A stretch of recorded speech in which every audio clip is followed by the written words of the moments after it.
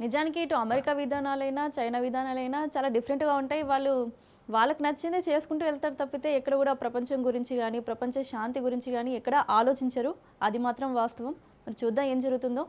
America, Russia అణు yes. ఒప్పందం ముగిసిన వెంటనే చైనాపై ఆరోపణలు రావడం యాదృచ్ఛికమంటారా? లేదంటే కొత్త అణు వ్యూహానికి బాట వేయడమంటారా? యాదృచ్ఛికం కాదు. అందరూ యొక్క ఆందోళన ఇది. చైనానేమో విస్తరిస్తుంది ఒకవైపు. అక్కడనేమో అమెరికా, రష్యా యొక్క ఒప్పందము ముగిసిపోయింది. కనుక ఇది థ్రెట్ ఇది. చైనా చేస్తున్న వ్యవహారం అమెరికా కూడా ఊరికెందుకుంటుంది? రష్యా కూడా ఊరికెందుకుంటుంది? వాటికి తెలివి లేదా? వాటికి డబ్బు లేదా? వాటికి ఇది లేదా? కనుక అందరి దగ్గర డబ్బుంది. అందరూ భద్రత కావాలి. కనుక ఇది ఏమవుతుంది అంటే తప్పకుండా అదర్ కంట్రీస్‌కి ఒక టెంప్టేషన్ అవుతుంది. చైనా యొక్క మనకైతే పక్కలో బలెం లాగానే కుట్రలు, కుతంత్రాలు ఎప్పుడు చైనా పెట్టింది పేరు గదా! ఈరోజు హ్మ్. కూడా ఫెయిర్‌గా కనపడదు చైనా. ఈరోజు మన దగ్గర నవ్వుతూ చెయ్యి కలుపుతుంది. ఇంకో వైపు బార్డర్‌లో ఒక అలజడి లేపుతూ ఉంది. హ్మ్. కనుక ఇ ఇ ఇవన్నీ గూడా చైనా యొక్క తీరు ఇది. ప్రపంచము తెలిసిన కవ్వింపు చర్యలకు పాల్పడుతుంది. కనుక ఎవరైతే జిన్‌పింగ్ ఉన్నాడో ఈ సర్ ఆ యొక్క సర్కారు యొక్క రహస్యాలు ఏవి మనకు తెలియవు. బయట ప్రపంచానికి తెలియవు. ఐక్యరాజ్య సమితికి కూడా కనీసం చైనా అణు పరీక్షను పర్యవేక్షించేటువంటి పరిస్థితి లేదు. ఎవరో ఒకరు నేనంటాను చైనా ఎందుకు ఓపెన్‌గా ఉండొద్దు. ట్రాన్స్‌పరెన్సీ ఎందుకు లేదు? మీరు చేసే పరీక్షలను చెప్పండి. ఇప్పుడు ప్రపంచ దేశాలన్నీ ఒప్పుకుంటున్నాయి. అవును. ఎవరైనా చేయాలంటే అణు పరీక్షలు చేయాలంటే ఓపెన్‌గానే ఎవరికో ఒకరికి జవాబుదారీ ఉండాలి. యూఎన్‌కి చెప్పాలి. ఓపెన్‌గా మేము ఇది చేయబోతున్నాం, ఇది చేయబోతున్నాం అని చెప్పండి మరి. ఎందుకు ఈ రహస్యంగా జరుగుతున్నాయనేది అందరికీ వస్తున్నటువంటి అనుమానాలిది. ఒక ఇండియాకే కాదు. ఆహ్, కంటే ఎక్కడో కానీ చైనా మాత్రము ఎంత గడుసరిగా జవాబిస్తుంది. మా అణు విధానాలను కొన్ని దేశాలు అనవసరంగా వక్రీకరిస్తున్నాయి హ్మ్. అని ఆయన జియాన్సిన్ చేసినటువంటి ప్రకటన. ఎవరు వాళ్ళ రాయబారి చైనా రాయబారి. అంతర్జాతీయ అణు నియంత్రణ బాధ్యతల నుండి అమెరికా తప్పించుకోవడానికే ఇలాంటి ఆరోపణలు మోపుతుంది. అణు నియంత్రణ బాధ్యతల నుండి అమెరికా తప్పించుకోవాలనుకుంటుంది. అందుకే మా పైన ఈ ఆరోపణలు మోపుతుంది అనంటే. అమెరికా తప్పించుకుంటే తప్పించుకోవచ్చు. మరి ఎవరేం దీనికి బాధ్యత కాదు. యూఎన్ఓ బాధ్యత ఇది. అమెరికా కూడా తప్పించుకోవచ్చు. కానీ మీరేంటి అసలు? మీరు చేస్తున్న వ్యవహారం ఏంటి? ఇది నిజమా? కాదా? కాదంటే చెప్పండి. తేల్చి చెప్పండి. అలో చేయండి. యూఎన్ఓని అలో చేసి come on you come and మీరు పరీక్షించుకోండి ఇక్కడ మేము చేస్తున్నాయి. ఓపెన్‌గా ఉంటాం మేము. ఎందుకు ట్రాన్స్‌పరెన్సీ ఉండదు? మీరు చెప్పేదానికి.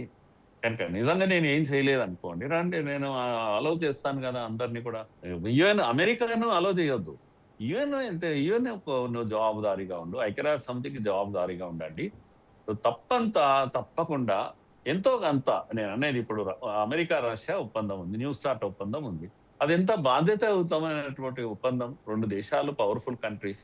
మీరెందుకు ఉండరసలు? మీరు పవర్‌ఫుల్ అన్నప్పుడు, మీరు కూడా అలాంటి ఒప్పందాల్లో ఉండాలి గదా! ఓపెన్‌గా ట్రాన్స్‌పరెన్సీ ఉండాలి గదా! మీరేమి ఈ భూమి పైన లేరా? వేరే భూగోళం పైన ఉన్నారా? అనేది నా యొక్క ప్రశ్నమ్మ. ఈ ప్రశ్నకు చైనా దగ్గర జవాబు లేదు. చైనా హ్మ్. ఎవరికీ జవాబుదారీ కాదు. కనుక చైనా ప్రపంచానికి ప్రమాదం. చైనా ఇండియాకు గాదు ప్రమాదం. చైనా మానవాళికే ప్రమాదం. చైనా యొక్క ఐరన్ విధానం. కర్టెన్ ఏదైతుందో అది ఆ ఐరన్ కర్టెన్ విధానమే చాలా ప్రమాదం. రష్యాలో ఒకప్పుడు ఉండేది ఐరన్ కర్టెన్ విధానం. చైనాలో ఈ విధానం ఉంది. బయటి ప్రపంచానికి ఏమీ తెలీదు అక్కడ జరిగేది. కనుక అది ఈవెన్ మనము కోవిడ్ లాంటిది కూడా ఈ రోజు కూడా చైనా అనుమానాలు తొలగలేదు గదా! కోవిడ్ ఎక్కడి నుంచొచ్చింది? ఏం ప్రయోగాలు జరిగాయి అక్కడ? ఉద్దేశపూర్వకంగానే స్ప్రెడ్ చేశారా? లేకపోతే ఏది తెలియదు. రహస్యంగా ఉంచారు అన్నీ కూడా. ఇలా ప్రతి ప్రమాదం ప్రపంచానికి పొంచి ఉన్న ప్రమాదము అది కోవిడ్ అయినా సరే, ఇది అణుబాంబ్ అయినా సరే, చైనా యొక్క ఏ ఏదిమంటాము తెరచాటు వ్యవహారాలనేవి ప్రపంచ మానవాళికే ప్రమాదమమ్మా. యెస్ మురళి గారు. అలాగే ఈ చైనా అణు పరీక్షలు నిర్వహించిందని అమెరికా ఏదైతే చెప్తుందో, అయితే ఈ పరీక్షలకు సంబంధించిన సీస్మిక్ డేటా గానీ, ఉపగ్రహ చిత్రాలను కానీ ఎందుకు వెల్లడించడం లేదంటారు? అమెరికా దగ్గర కూడా మరి అవి ఉంటే ఈ పాటికి వెల్లడించాలి.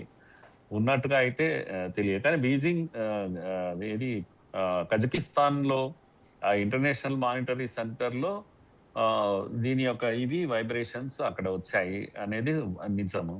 ఆ రికార్డ్స్ కూడా ప్రపంచాన్ని ముందల పెట్టాలి అవి. ఏవైనా అంటే అందరూ కలవాలి. అందరూ కలిసి రికార్డ్స్ ఇవన్నీ కూడా బయట పెట్టాలి. పెట్టి డిమాండ్ చేయాలి. చైనా భూ ఏమంటాము చైనా భూభాగంలోకి వెళ్లి పరీక్షించే అవకాశం చైనా ఇవ్వాలి. ఎందుకు ఇవ్వకూడదు? కనుక మనుషులే ప్రపంచం అంతా భూగోళం అంతా ఉండేది మనుషులే. అది చైనా మనుషులా, ఇండియా మనుషులా, అమెరికా మనుషులా కాదు. కనుక ప్రాణి కోటికి ప్రమాదం వచ్చినప్పుడు మీకంటూ హక్కు లేదు. మీ బార్డర్స్ మీరు క్లోజ్ చేసుకోవడానికి ఈ రైట్ లేదు. నిజంగా మీరు తప్పు చేయకపోతే ట్రాన్స్‌పరెంట్‌గా ఉండాలి. ఒప్పుకోవాలి. ఒకసారి చూయించండి మీరు. చూయించాక మాకు లేదన్నప్పుడు ఇంకోసారి మీ పైన ఎవరు అలిగేషన్ మోపరే. లేదు కనీసం ఏదైనా ఒక ఇంటర్నేషనల్ ఒక అగ్రీమెంట్‌కి ముందుకు రావాలి. మీరే ప్రపోజ్ చేయండి. చైనా, అమెరికా, రష్యా ఎందుకు మేము కూడా ఉంటాం. కమాన్ కంటిన్యూ చేద్దాం. న్యూ స్టార్ట్ ఏదో మరో కొత్త న్యూ స్టార్ట్ చేద్దామని ఎందుకు చైనా ప్రపోజ్ చేయదు? హ్మ్. కనుక ఈ ఈ ఇప్పుడు అమెరికా కేవలము సిస్మిక్ రికార్డ్స్‌ను వీటిని బయట పెట్టడము అనేది ప్రశ్నించవచ్చు కానీ, ఈ అణు పరీక్షలు అనేటువంటి భయంకరమైనటువంటి అనుమానాలు నివృత్తి చేయాలి. అన్ని దేశాలు అంతే. ఒకసారి మీ పైన ఆరోపణ వస్తే మీరు నివృత్తి చేయడము మీ యొక్క ధర్మం అది. ఎందుకంటే అది భయంకరమైంది గనుక మానవాళికి. ఇంటర్నేషనల్ ప్లాట్‌ఫార్మ్ ఏ దేశానికి మీరు జవాబుదారీ కాదు. హ్మ్. కానీ ఆ యుఎన్ఓ కన్నా కనీసం జవాబుదారీగా ఉంటే మొత్తం మా మానవ ప్రపంచం 800, 900 కోట్ల మానవులన్నా కనీసము భద్రత ఫీల్ కావాలి భూమిపైన. ఏ క్షణమైనా ఒక అణుబాంబు పేలుతుంది అనేటువంటిది ఏ రోజు కూడా మనం అలా బిక్కుబిక్కున బతకూడదు భూమిపైన మనిషి ఎప్పుడు కూడా. హ్మ్. ఊహించని ఎన్నో విపరీతాలు కోవిడ్ లాంటివి ఇవన్నీ జరుగుతూనే ఉన్నాయి అనుకున్నాం. కానీ అణుబాంబు విషయంలో అలాంటి ఒక ఓపెన్ ఇది ఉండాలి. ట్రాన్స్‌పరెన్సీ ఉండాలి. ఏ పరీక్ష జరిగినా ప్రజల ముందు ఉంచగలగాలి. ఆ ధైర్యం కూడా ఉండాలి. అన్ని పరీక్షలు మీరు చేస్తుంటే ఎవరేమి ఆపరు. కానీ చెప్పగలిగే ధైర్యం ఉండాలి.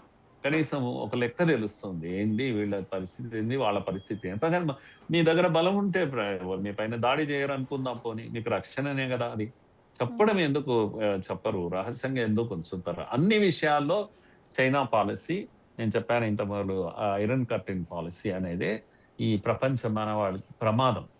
హ్మ్. సో, ఇలాంటి పరిస్థితుల్లో ఇండియా వ్యూహాత్మకంగా ఎవరితో దగ్గరవ్వాలంటారు? ఎవరితో ఉంటే మనకు ప్రయోజనం జరుగుతుందంటారు? ఒకవైపు మనము మోస్ట్ ఫేవర్డ్ నేషన్‌గా మనం రష్యాతో మొదటి నుంచి ఉన్నాం. ఇప్పుడు కూడా మన రిలేషన్స్‌లో ఎటువంటి తేడా లేదు. ఆ విధంగా చాలా నమ్మకమైన దేశం మనకు ఎప్పటికి గూడా కష్టమున్నా, నష్టమున్నా మనతో ఉండే దేశంగా రష్యా ఉంది. ఈ మధ్య కాలంలో మనం అమెరికాతో కూడా మంచి స్నేహం పెంచుకున్నాం. నాన్ అలైన్‌మెంట్ అనే ఒక పద్ధతి అందరికీ దూరంగా ఉండడము అనే ఒక పద్ధతి నెహ్రూ కాలంలో ఉండేది. మోడీ కాలంలో వచ్చింది ఏందంటే నాన్ అలైన్‌మెంట్ కావాల్సిన అందరికీ సమాన దూరం గాదు. అందరికీ సమాన దగ్గర అనేది మోడీ యొక్క విధానం ఇది. కనుక అందరితో సమానంగా దగ్గరగా ఉంటున్నాం. ఫ్రెండ్లీగా ఉంటున్నాం. నమ్మకంగా కూడా ఉంటున్నాం. అలాగే యెస్. చైనాతో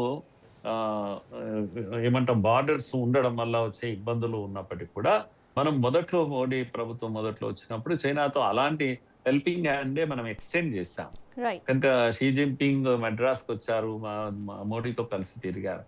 కనుక డోక్లాం ఇవన్నీ ఇన్సిడెంట్స్ జరిగాక మనం దూరం అయ్యామేమో కానీ, కనుక నేనంటున్నాను ఇండియా లీడ్ తీసుకోవాలి. చైనా పైన ఒత్తిడి తేవాలి. హ్మ్. అలాగే ఫ్రెండ్‌షిప్‌ను కూడా కంటిన్యూ చేయాలి చైనాతో.